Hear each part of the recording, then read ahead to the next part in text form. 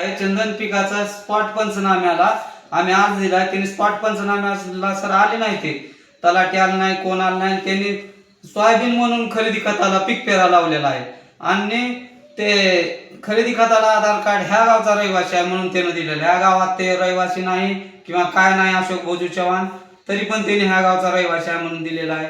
आणि एका खरेदी खताला 2 आधार कार्ड दिलं त्यानं लावलेलं आहे. आणि ही ज्ञानेश्वर श्रीकांत शिरनामेला असं घेऊन ज्ञानेश्वर श्रीकांत शिरनामे त्यांना पळवून लावलेलं आहे. आणि आम्हाला इथं सारखं दबाव देते, आम्हाला सारखं वारंवार गाड्या फिरवणे, धमकावणे, हे अशा गोष्टी चालू आहेत. आणि ही थांबावा, सरकारने थांबवावा फेर, आणि सरकारने योग्य ते निर्णय द्यावा.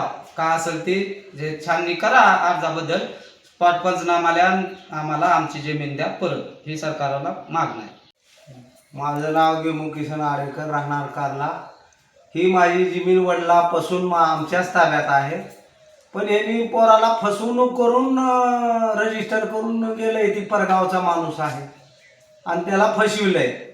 मग ही आम्ही फेर अडविलंय, तुमचं काय चालत नाही म्हणून असं म्हणते ती. म्हणजे खरं काय ती बघावं, हीच आमची विनंती आहे. आणि फेर ओढू नये, फेर ओढू नये हीच आमची मागणी आहे.